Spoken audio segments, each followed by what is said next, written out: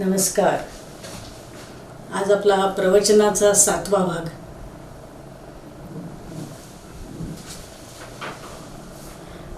रामा तुझे चरित्र मी कथावे, तुझ्या गायने मी सदा गुंग व्हावे. माझ्यावरी दृष्टी सदा असावी, ही एक आस माझी तू पुरवावी. श्रीराम जय राम जय जय राम.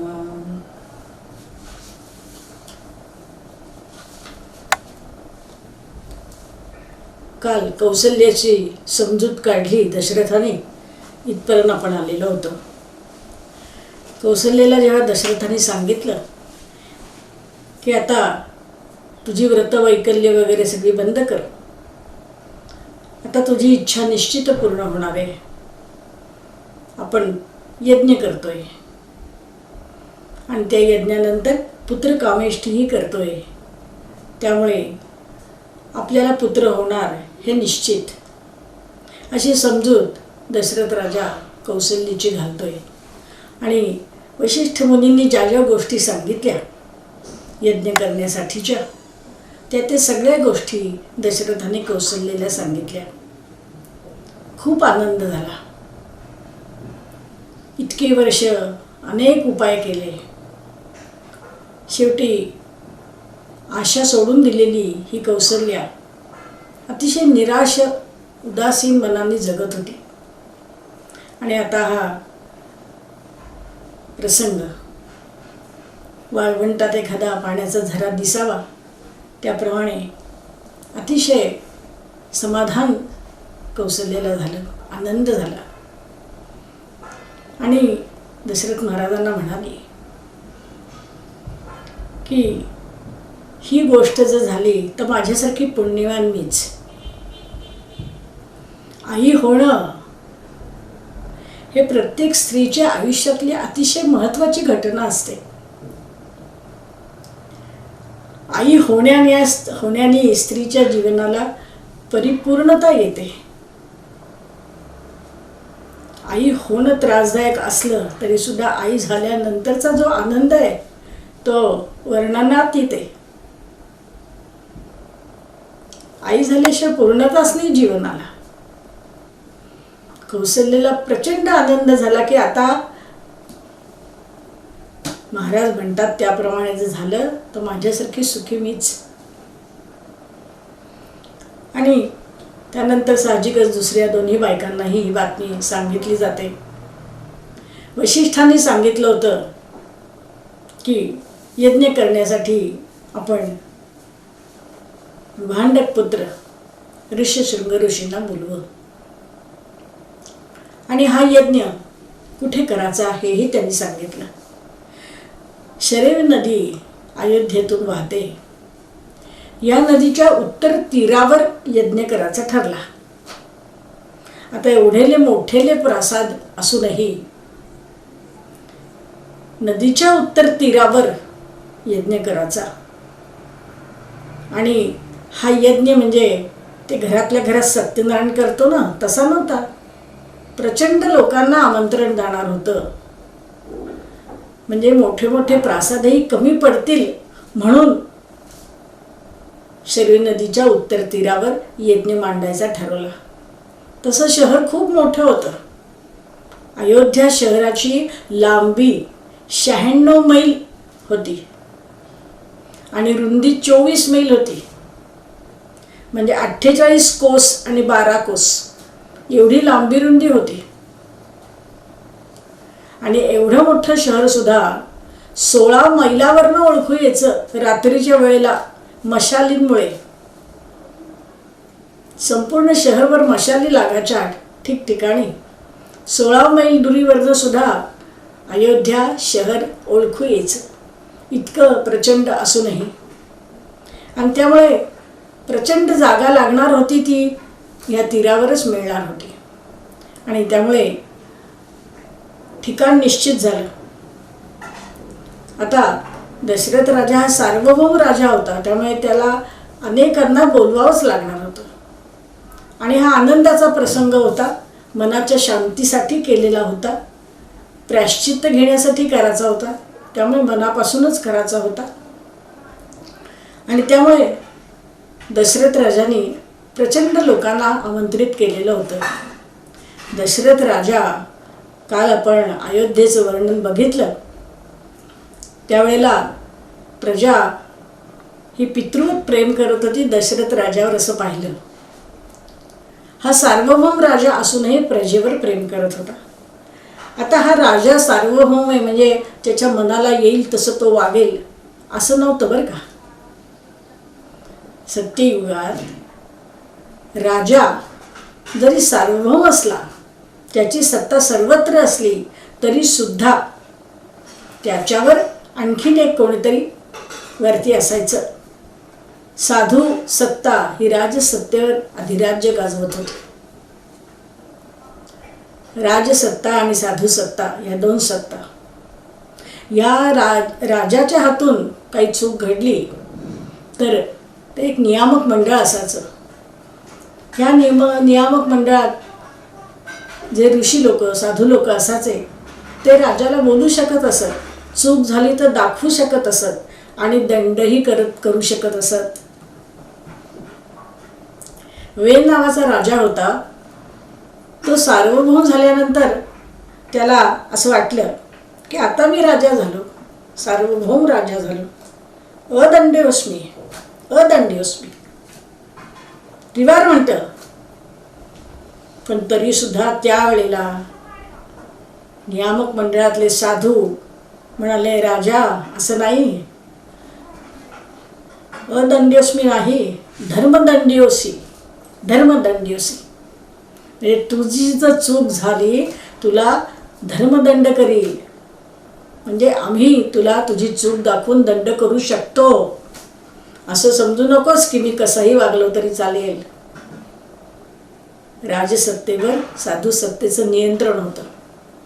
वास्तविक पाहता अनेक राजे अनेक साधू लोकांना किंवा या ऋषी लोकांना त्यांचे संस्कार वर्ग चालवण्यासाठी निधी देत असत, मदत करत असत. तरी सुद्धा या राजाने आपल्याला एवढी देणगी दिली म्हणजे ह्याचं ऐकलंच पाहिजे अशी प्रथा त्यावेळेला नव्हती. त्यांनी जो निधी दिला तो त्यांनी त्याच्या सुखासाठी, त्याला वाटत होतं म्हणून दिला. त्याच्यासाठी कोणताही दबाव राजा त्या साधू लोकांवर किंवा ऋषी लोकांवर टाकत नसे. तसं नियामक मंडळ दशरथाकडे सुद्धा होतं. त्याच्यात 8 ऋषी होते. वशिष्ठ होते, नंतर वामदेव होते, सुयज्ञ होते, जाबाली होते, कश्यप होते, कांत्यायन होते, नंतर मार्कंडेय होते, गौतम होते. असे हे 8 ऋषींचं नियामक मंडळ होतं की जे राजाला सुद्धा चुकलं तर ठणकावून सांगण्याची त्यांची क्षमता होती. आणि त्यांचं राजे लोक ऐकत असत. दशरथ राजाला ह्या 7 जणांचं त्याच्यावर वर्चस्व होतं. अष्टप्रधान मंडळ तर प्रत्येकाला असतंच, प्रत्येक राजाला. दशरथ राजा सार्वभौम होता, त्याच्या पदरी सुद्धा अष्टवर्ग होते. त्याच्यात दृष्टी, जयंत, विजय, सुराष्ट्र, राष्ट्रवर्धन, धर्मपाल, अकोप आणि सुमंत असे 8 मंत्री होते. त्यातला 8वा मंत्री जो आहे सुमंत, हा अतिशय सज्जन आणि अतिशय जवळचा होता की या सुमंत मंत्र्याला कुणाच्याही प्रासादात जाण्याची परवानगी होती. अगदी वडिलांच्या ठिकाणीच रामाला सुमंत होते. असे अष्टनियामक मंडळ आणि अष्टप्रधान मंडळ असं हे राजाकडे होतं. आणि यांचीही अर्थात यज्ञाच्या दृष्टीने प्रचंड मदत झालेली आहे. काय काय करायला हवं आणि काय काय करायला नको हे नियामक मंडळाने सुद्धा राजाला सुचवलेलं आहे, ह्या ऋषींनी सुद्धा सुचवलेलं आहे. यज्ञ करायचा म्हटला आणि तो नदीच्या उत्तर तीरावर आहे, म्हणजे मोकळी जागा आहे, न बोलवणारे व्यक्ती सुद्धा येऊ शकतात. त्यांना नाही म्हणता येणार नाहीये. बाहेर असल्यामुळे त्याला विशिष्ट अशी कक्षा घालून दिलेली नाहीये, त्यामुळे कुणीही येऊ शकतं. पण तरीसुद्धा या नियामक मंडळाने अशी एक योजना केलेली होती की येणारी व्यक्ती तीरावरच्या ह्या दोन्ही भागात आणि तीरावरच्या म्हणजे त्या तीरावर दोन्हीकडे डावी उजवीकडे आणि अलीकडच्या तीरावर डावी उजवीकडे सगळीकडे नास्तिक व्यक्ती इथे येणार नाही याची काळजी घेणारे लोक सादर ठेवले होते. जे काहीतरी उलथापालथ करून मुद्दामून गोंधळ निर्माण करतील अशी लोक सुद्धा समाजात असतात. त्यांना जो विषय असतो, जे घटना घडणार असते त्याच्याशी काही देणं घेणं नसतं, पण प्रसिद्धीसाठी मुद्दाम लोक काही काही गोष्टी करतात.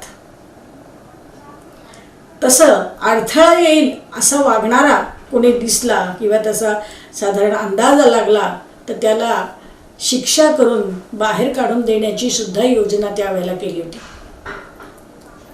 प्रत्येक आमंत्रित व्यक्तीला त्याच्या पदाप्रमाणे बसण्याची योजना केली होती, आसनं केलेली होती.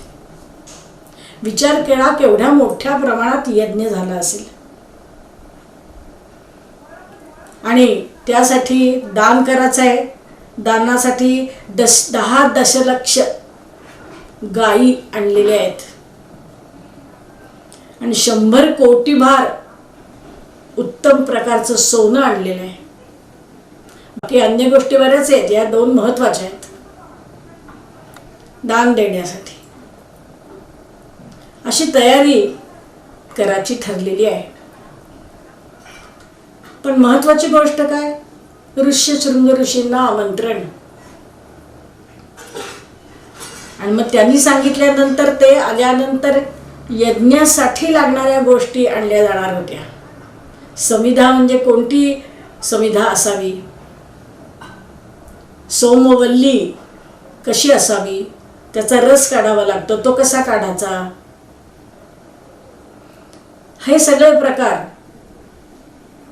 ऋष्यशृंग ऋषी आल्यावर करायचे ठरले होते.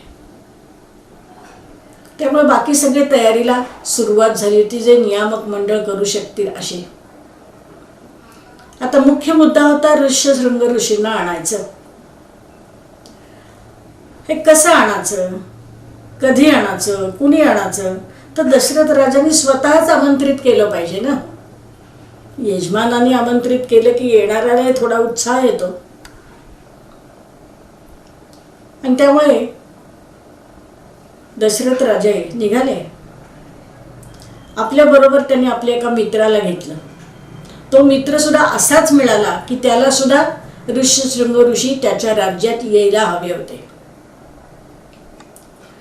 हे ऋष्यशृंग ऋषी दशरथ राजाचा लोमापाद नावाचा एक मित्र होता. त्याच्या राज्यात आधीची 4 वर्ष पाऊसच पडला नव्हता, अवर्षण होतं. प्रजा खूप त्रासलेली होती. अन्नधान्याचा तुटवडा जाणवायला लागला होता. पाणी नाही म्हणजे काय. आणि त्यावेळेला अशी वदंता होती की ऋष्यशृंग ऋषी आले की पाऊस पडतो. याच्यावर शास्त्रीय उपाय त्यावेळेलाही कुणी विचारला नाही, पण वदंता होती, असा समज होता. जसं आपल्याकडे सत्यनारायण केला की सर्व छान होतं, परमेश्वराचे आशीर्वाद मिळतात.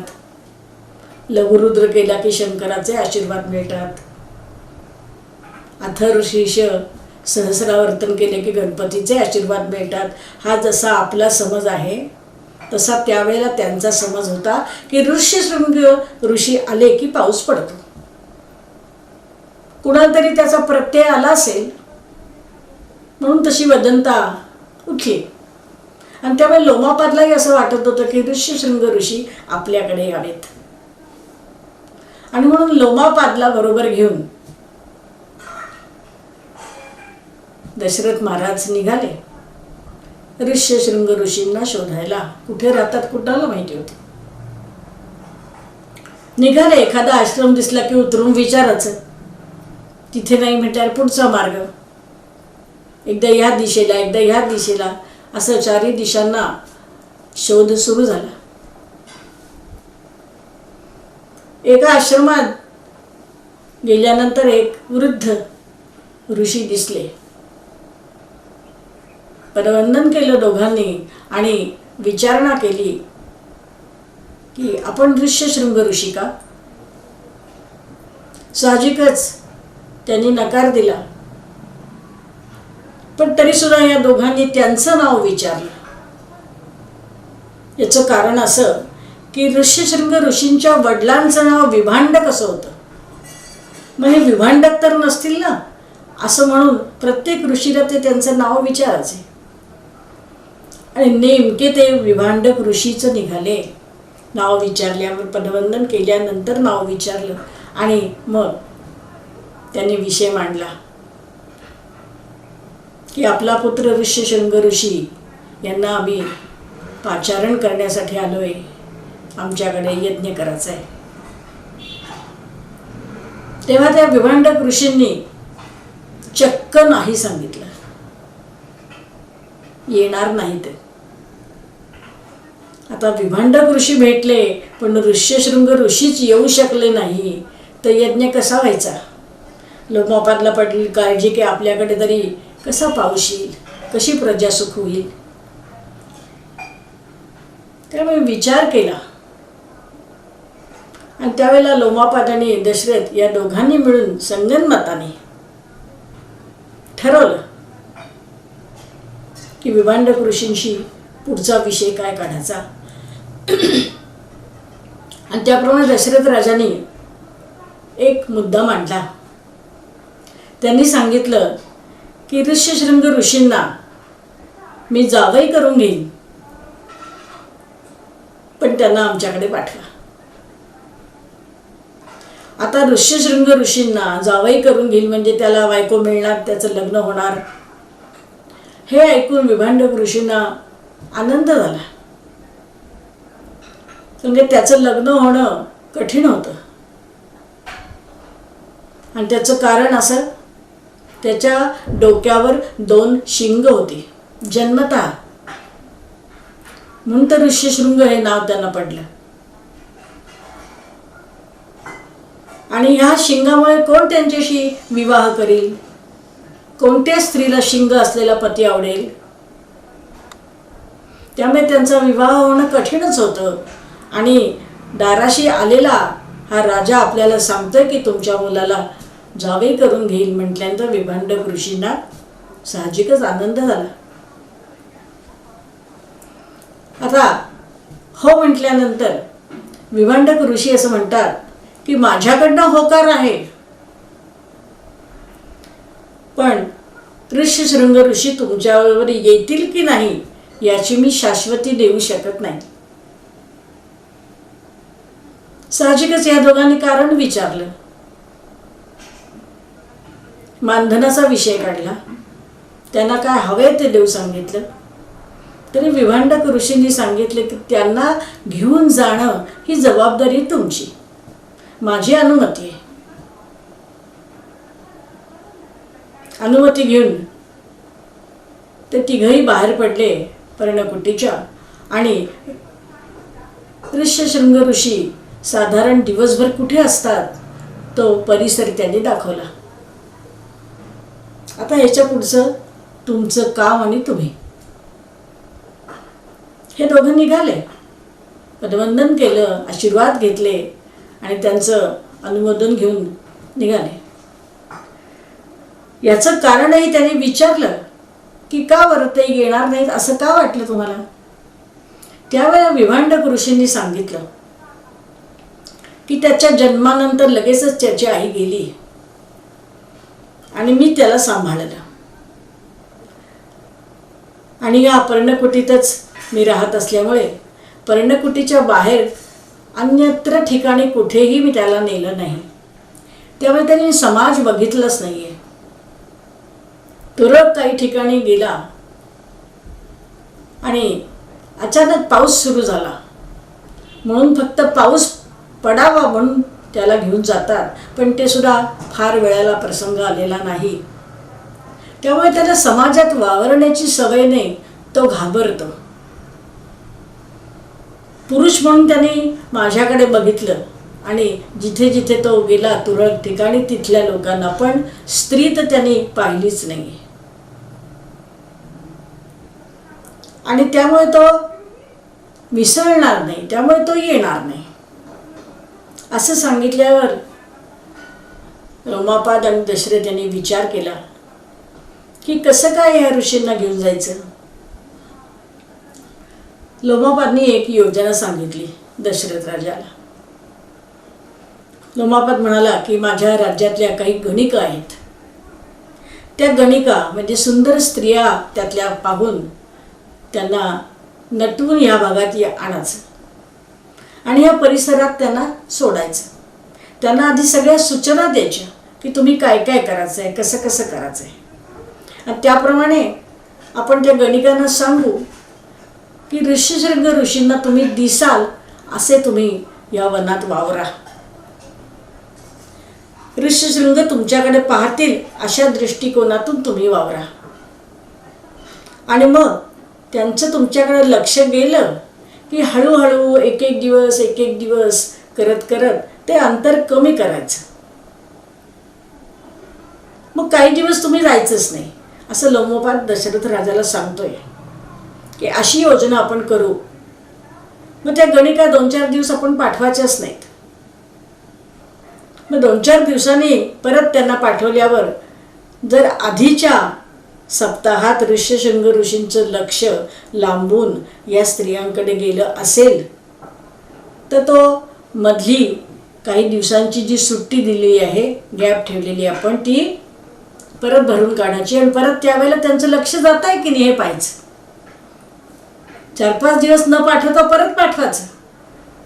आणि ते तिथे गेल्यानंतर त्या गणिकांना समजलं पाहिजे की ऋष्यशृंग ऋषी आता आपल्याकडे नीट बघतायत. असे काही दिवस जाऊ द्यायचे, परत काही दिवस जायचं नाही. असं करत करत त्या ऋषींना सवय लागली ह्या स्त्रियांना बघायची. ज्या व्यक्तीने स्त्री बघितली नव्हती त्या व्यक्तीला सवय लावली त्यांनी गणिकांना पाहायची. मग काही दिवसाच्या अंतराने परत गेल्यावर त्यांनी संपर्क करायला सुरुवात केली, बोलायला सुरुवात केली. तुम्ही का नव्हता आलात. किती हळूहळू करून त्यांनी ऋषीशृंग ऋषींना गावात आणलंय, अयोध्येत आणलंय, लोमापादच्या घरी आणलंय. काही दिवसांनी त्या गणिका ऋष्यशृंग ऋषींशी बोलायला लागल्या. हळूहळू संवाद वाढायला लागला, गप्पा व्हायला लागल्या. आणि मग एक दिवस त्या गणिकांना सांगायचं की आम्ही उद्यापासून येणार नाही असं तुम्ही सांगायचं. आणि मग त्यावेळेला ऋषीशृंग ऋषींना वाईट वाटेल. रोज संपर्क, रोज गप्पा होण्याची सवय होईल.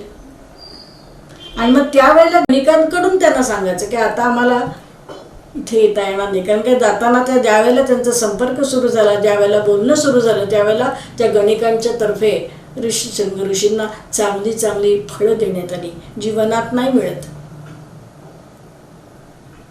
त्यामुळे एक मनुष्यच असल्यामुळे त्या फळांचा एक ओढा वाढला, त्या गणिकांना भेटाची ओढ वाढली. आणि मग त्यावेळेला दशरथ राजा आणखीन लोमापादांनी ऋष्यशृंग ऋषींशी संपर्क केला. हे सगळं ठरलेली योजना आधी या दोघांनी करवली. आणि बरोबर त्या क्रमाने हळूहळू धीर चेपला ऋष्यशृंग ऋषींचा. त्यांचं भय नाहीसं झालं. आणि मग ऋष्यशृंग ऋषी यांनी दशरथाच्या आणि लोमापादच्या आमंत्रणाला होकार दिला. त्याच वेळेला त्यांनी सांगितलं की तुमच्या पिताश्रींना आम्ही भेटलोय, त्यांनी तुम्हाला येण्यासाठी अनुमोदन दिलंय. तरी ते विभांडक ऋषींना जाऊन भेटले, पदवंदन केलं आणि यांच्याबरोबर जाण्याची अनुमती मागितली. दशरथ राजा आणि लोमापाद अशा गणिकांच्या साह्याने ऋष्यशृंग ऋषींना घेऊन निघाले. प्रथम ते लोमापादच्या राज्यात गेले. ऋष्यशृंग ऋषींना सुद्धा विभांडक ऋषींनी कल्पना दिली की तुझा विवाह देखील ते करून देणार आहेत. आणि आता गणिकांशी बोलायची सवय झाल्यामुळे सुंदर स्त्री कशी असते हेही विभांडक ऋषींना माहिती होतं. त्यामुळे त्यांनीही त्याला अनुमती दिली होती. लोमापादच्या राज्यात आल्यानंतर खरंच ग्रंथात असं लिहिलंय, पंडित सातवळेकरांनी त्यांच्या टीकेमध्ये सुद्धा लिहिलंय की खरंच पर्जन्यवृष्टी झाली. लोकांना आनंद झाला, शेतकरी प्रसन्न झाले. पुढच्या वर्षी आपल्याला मुबलक धान्य मिळणार, आनंद झाला. पण हे सर्व घडून येण्याआधीचा जो मधला काळ होता की विभांडक ऋषींना ह्या दोघांनी कबूल केलं की आम्ही तुमच्या मुलाला जावई करून घेऊ. या गोष्टीवर दोघांनी चर्चा केली परत लोमापादच्या राज्यात आल्यावर. आणि त्यांच्या मनात दोघांच्याही शांता नामक कन्येचा विचार आला. ही दशरथाची मुलगी, पण ही कौसल्या, सुमित्रा आणि कैकेयी यांच्यापासून झालेली नाही. त्यामुळे ती अधिकृत कन्या नव्हती. ती कन्या लोमापादच्याच राज्यातल्या एका दासीची होती. अनेक बायका दशरथ राजाला होत्या, पण लोमापादच्या राज्यात एकदा त्यांच्याकडे कसला विवाह समारंभ होता. त्या समारंभाच्या निमित्ताने दशरथ राजा लोमापादकडे आलेले होते. आत्तासारखं तेव्हा नव्हतं. लग्नाच्या आदल्या दिवशी जायचं, श्रीमंती कराची, लग्न लावलं, टाळ्या वाजल्या, पोटोबा झाला की संध्याकाळच्या गाडीने घरी. अशी प्रथा तेव्हा नव्हती. जागेची टंचाई नाही, विजेचा प्रश्नच नव्हता. मशाली आणि समया लागत असत. मन मोठं होतं, सगळ्यांचीच मनं मोठी होती. राहायची पंचायत नाही, दिव्याची पंचायत नाही, पाण्याची पंचायत नाही. तेव्हा महिने 2-2 महिने लोक कार्य असले की राहायला जायचे. साहजिकच दशरथ राजाही 2-3 महिने लोमापादकडे येऊन राहिलेला होता. पण मग तिथे एका दासीशी संपर्क आला आणि तिला दिवस गेले. तिची ही मुलगी म्हणजे दशरथाचीही झाली.